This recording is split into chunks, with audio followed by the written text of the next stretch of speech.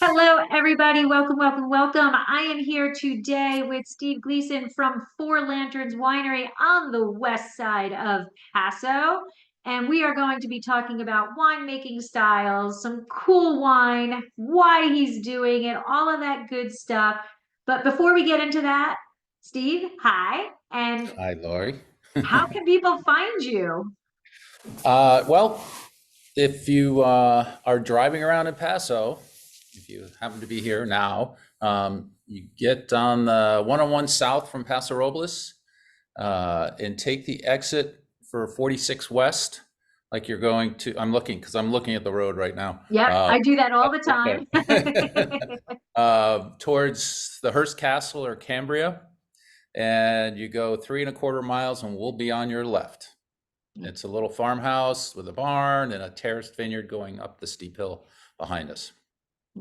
And so you're not originally from Paso and you're not originally from the wine industry. So No, how did that wine industry come to you and how did you find the beautiful place that is Four Lanterns Winery?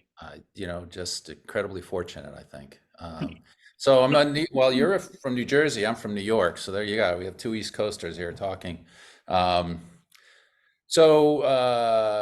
Early in life, outside of New York City in the suburbs, and then I went to high school in Corning, New York, which for people from the East Coast may know, it's pretty far west in the state. It's actually in the Finger Lakes region, so there's a little wine region there where I grew up. Interesting wines. So anyhow, just a long circuitous route. I had another career. Did it for 30 years, decided that nose to the limestone was better than nose to the grindstone, as we say. I So like I it. quit and had been visiting Paso for some 30 years. My brother has a home here. And we just thought, maybe we'll get a vacation home in Paso. And, I was working on a startup and, one thing led to another, and that vacation home turned into a vineyard, and then that vineyard turned into Four Lanterns, and it just started snowballing, and here we are. Lucky as And you the could be. name? Four Lanterns, we have four daughters, so we named it after our kids. Absolutely.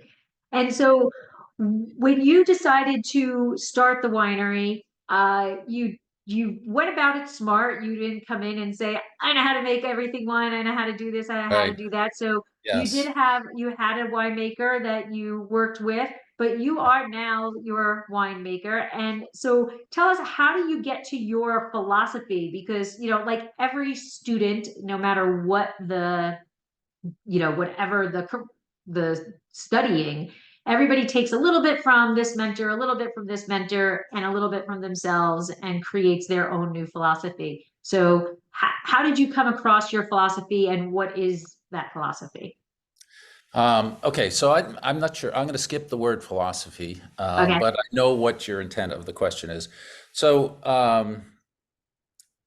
if you think, let me see, 20, 40 years of drinking wine, you start to hone in on what your palate is, what types of wines you like, and that can change dramatically over time, as we all know, because um, we you may have started with big balmy Zinfandels or oaky buttery Chardonnays, and your palate, that may be what you still drink, but maybe it's changed over time, and mine had.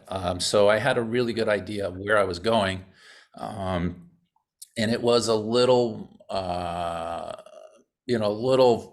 further back from that huge pendulum swing we had in the 80s towards bigger, bolder, brighter, heavier, higher alcohol wines. So my pendulum had swung back from that as the years went on to more balanced wines, more intricate wines, wines that maybe had a little bit less alcohol, which, in Paso, that's saying something because there's a lot of high alcohol wines here. Um, so that's, I knew where I was going, even when we started. So I hired a very good winemaker, Amy Butler, for any of you people out there who know Amy. Um, and she understood completely. In fact, that was pretty much in line with the wine she was making anyhow. Right from the word go, we kind of knew where we were going, and the trick is how do you get there? Right. So the first step is hiring a winemaker who understands what you're trying to do. We always targeted the wines towards my palate, and my wife's and my palate are very similar. So let's say our palate, if you can say that. And then the trick was, learning how to make wines that way, and how do you want to do that, and what approach you want to take, and then also experimenting and trying new things, and not being afraid to kind of step out of the boundaries that the wine world has created for itself and that winemakers create for themselves. Because every time you do that, it's a risk, and it's a financial risk. But sometimes you got to go with your gut, and sometimes it works out, and it did. So here I we are. think it did. I think it did Yeah. because I come to your place a lot. The facility itself is magnificent. I love how large it is, where you can have the live music, you have the summer concert series that, Yeah. I mean, I'm literally parking almost on 46 to get a spot because there's so many people coming in for it. And just all of that is great, but the wine, you have to have great wine for the people to come. Yeah. And you absolutely do. And one of the things that I love is that you have some like weird, I don't want to use that word funky because that goes in a whole other direction, but like unique wines that Four Lanterns has made in the past, is making. Like you have a Semillon. I honestly don't know anybody else who makes that in Paso. They may, I'm just not aware of it. And that wine is killer. Like people would come in to, and I would go, no, you got to go to Four Lanterns and ask for the Semillon. So like, what other varieties? Why are you choosing the varieties that you are?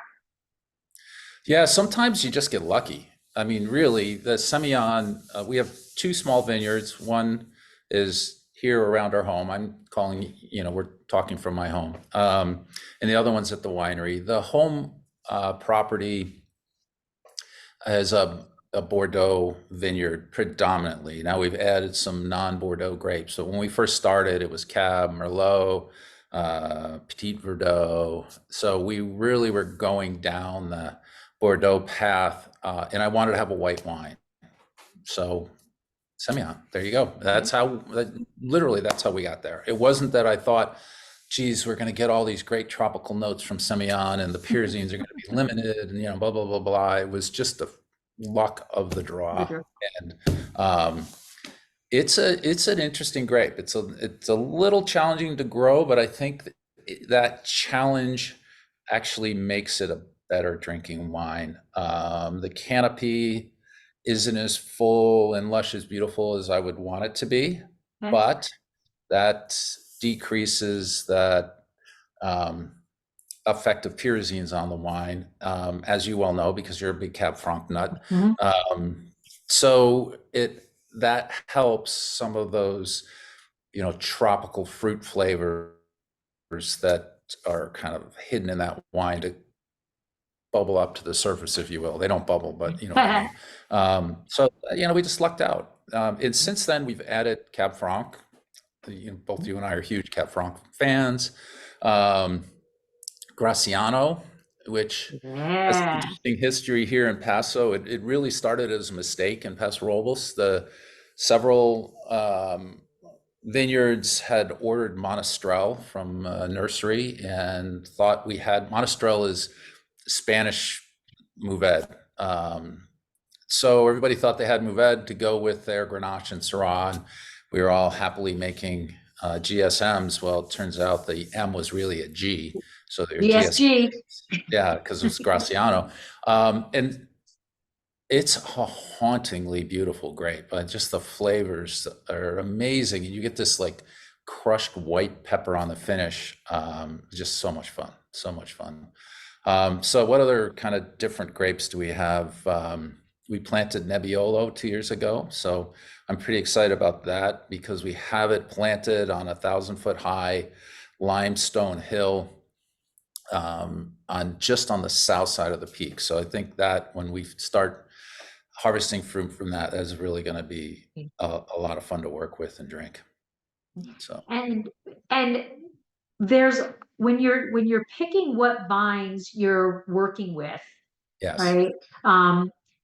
Do you, are you having like, oh, you know what? I want this to be a blend. I'm going to plant this to blend, or I'm going to plant this to be a single varietal, or are you just interested? Because I've caught you more than one occasion reading Jancis Robinson's book to get information about the grapes and everything. So, Yep. Yep. what's in your brain as you're choosing what goes where? Well, it comes down to the particular grape. Graciano, really, I always thought of as a blending grape, but we had our first crop this year. Um, in all honesty, it'll probably get blended. Probably get blended. We also grow Tempranillo, so you've got these two great Spanish grapes that go very well together. Just I would do 100%. It was the first crop. We didn't get as much fruit Okay. as we need to really do a straight varietal run.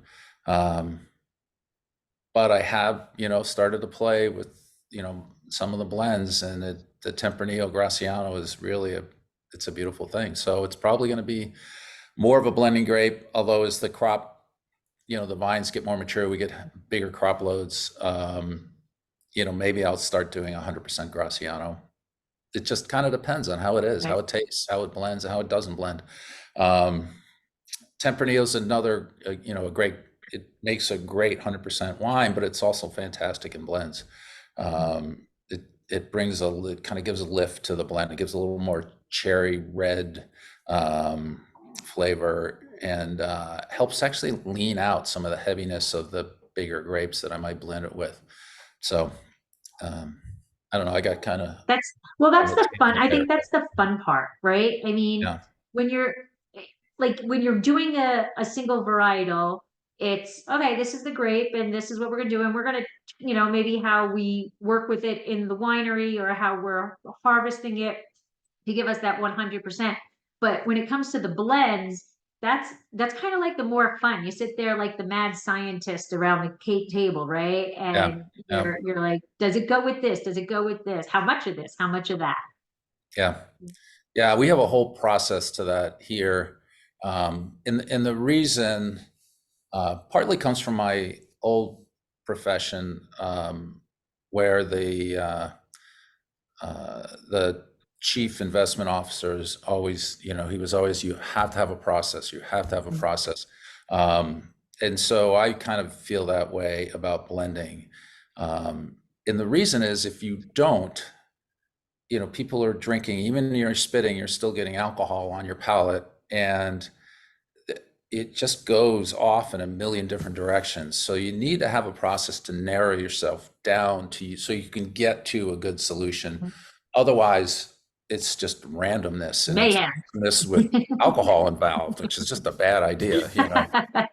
So I'm a firm believer, and we have a very well-defined process to get us to where we're going. Now, once we get there, I firmly believe you have to iterate around your result, because wine is not linear. So you can't just say, oh, I'm getting a little bit of white tea flavor from my Grenache, and I want to have some more of that in this blend. And you add a little more Grenache in the blend, take a little bit of less of something else, and you all of a sudden you're losing the tea flavor you had in the first place. It does.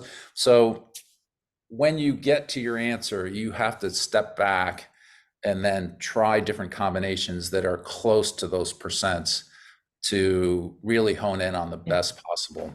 So it's a little both. I mean, it's definitely structure, but once you get there, you have to step back and let a little of the madness come into play, and Right. just try everything around your answer. All right. And we are at the holiday season. And although I am a firm believer that every day is a sparkly day, Yes. for some reason it is thought of more commonly over at the festivities, when we are being festive. And so I have this bottle here of Jacqueline sparkling wine. And so tell us about this baby. Did you steal that out of the tasting room? How'd you get that, Laura? It might have been under my jacket. So I, So I need to step back a minute because I realized we had talked about, um, the winemaking process, and I just want to highlight that Amy was our winemaker for the first 3 years and hasn't been since, because I don't want her to think that, I don't know what she would think, but it's, Gotcha. um, she provided the base for a lot of what we do, a lot of, information and learning that I received from that relationship was great. And then I went on from there. We've had some other wonderful assistant winemakers, and I went to the UC Davis winemaker program as well. So I've been making the wine here for years now. So I didn't want to leave everybody with the wrong impression. Okay, so sparkling. Um, First of all, it's just a lot of fun. It's a lot of fun to have a sparkling in the tasting room. And, I talked a little bit about, stepping outside of the line when you're making wine. And so that is a Viognier based sparkling.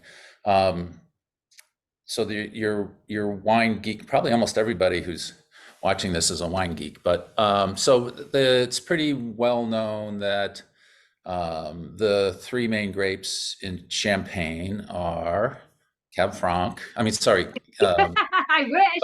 Chardonnay, Pinot Noir, and Meunier, right? So I've always felt that even though the taste profile is very different between Chardonnay and Viognier, I almost feel, that they're substitute goods, to use economics reference, and they kind of feel the same on your palate. The effect of aging on the lees is similar. The effect of uh, malolactic fermentation or not are similar. So I thought, we don't grow Chardonnay, but we do grow Viognier, and so why don't I try making a sparkling out of Viognier? Uh, and it worked out really nicely. It's a very pretty wine. The flavors are great, and I guess you like it, or you wouldn't have stole it out of the tasting room. I do like it a lot. I'm kidding. I actually gave Lori that bottle, but anyhow, it worked out great. So sometimes, stepping outside of the lines works out really nicely. And then, so just as a, what's ahead type of thing, this past year, I guess 2022, we did a Viognier and Grenache blend sparkling. Again, the same thematic idea, because you think about Grenache and Pinot Noir, there's a lot of Right. similarities between those two grapes. So instead of having a Chardonnay Pinot blend, we're going to have a Viognier Grenache blend. And it's aging on the lees right now. So we usually do about a 2-year aging on the lees for our sparkling before we disgorge. Will will that be a rosé sparkling? It will not. No. Okay. Yeah, we pressed the Grenache Okay. right away, so we didn't get much color from it. Okay. Very cool. Very well. I will be in line for that.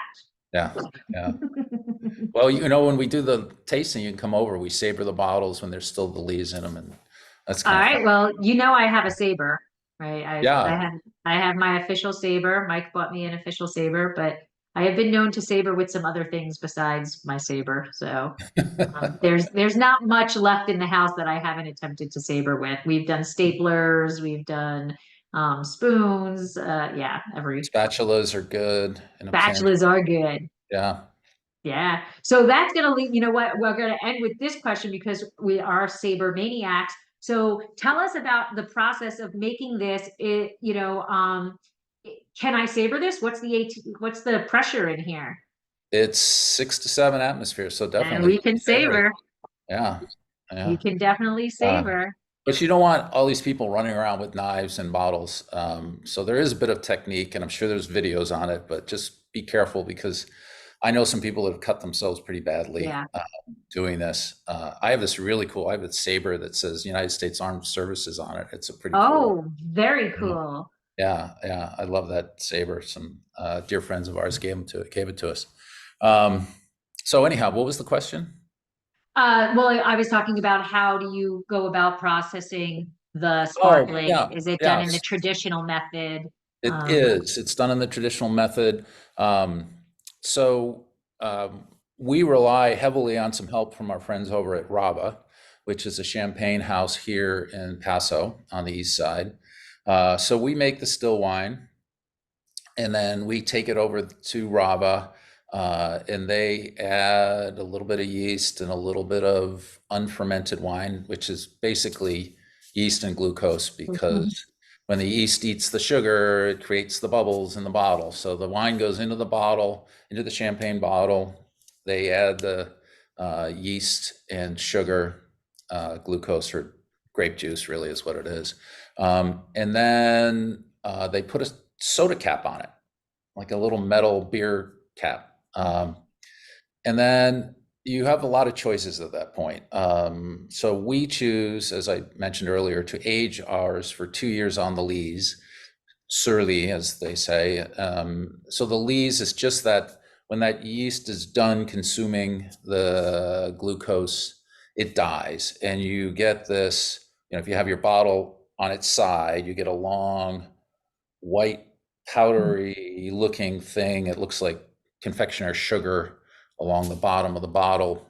And that's just decomposing yeast. And that when that yeast decomposes, it gives off flavors, amino acids into the wine. Classically, people say brioche, and it gives some creaminess to the wine too. So the longer you age it, two things happen. It becomes more expensive because aging the wine and letting it sit there is expensive. Two, you're releasing more flavors into the wine. So we do ours for 2 years. And then you have another choice you can make. Do you want to add a dosage? And the dosage is typically, again, some form of sugar. It could be wine juice. It could be all kinds of other things. We choose not to because I like the brighter, crisper, non-residual sugar sparkling wine. One of the reasons we age it for 2 years on the lees instead of selling it right away when it's done, creating the bubbles, is that that creaminess helps to offset the high acid that is in sparkling wine. And that's typically why people add the sugar. So we use that creaminess from the extended aging on the lees to help mitigate the flavor impact of the acid instead of adding sugar. So most people go, well, there's no sugar in my sparkling. Well, there actually probably is, right? So a brut or an extra brut is going to have somewhere between 5 and 15 grams of residual sugar per liter. So we're shooting for zero. Right. So this would be along the lines of a brut natural, which is Right, yeah, zero, which is a new zero term, to right? Brut point. natural, Yeah. right? It's one of the things that drives me crazy when I try to do education about sparkling wine is because there's a category called dry, and dry is the fifth out of the seventh category. Dry is not dry. So, Right, that's right. right. Yeah. Well, you figure where they started from such high sugar levels you know, Right. back in the day of the Veuve Clicquot that, Yes. as time went on, the sugar levels dropped. And now we've gotten down to the new thing is no added sugar, Right. which is pretty nice. So anyhow, that's what happens. Then they riddle. I'm sure everybody that listens to your show knows what riddling is, and they pop that metal cap off, put in the dosage if you do or not in our case, and then the cork and the cage and the label, and there you are. And Okay. into my hands, Into your hands and to your saber. my glass. Yep. Awesome. Awesome. Yeah. Well, I am excited because I really do love, like I said, every day is a sparkling day for me, if I could. And I absolutely love this one. So I am excited to try your new one when it comes out. And now that everybody knows where to visit you, they can also find you on social media, on Instagram, Facebook. I don't know if you're on Twitter anymore. Are we on X? I don't think we are. Yeah. So you will see us on all of the above other than Twitter. And just, it's not me doing it. It's either my wife or someone else, just because I'm not a big social media person. But you could also go find our website, at fourlanternswinery.com. Pretty Yep. simple. And they can place an order online and they Absolutely. can make reservations to come visit you They and can. to come try all of your fantastic wine. That's right. That's right. Awesome. Well, thank you so much. Thank you, And Lori. thank you for my bottle. It will be consumed, I'm pretty confident, before the end of 2023. So, Well, happy holidays, right? happy holidays. Thank you Yeah. so much. Good talking to you. Good talking.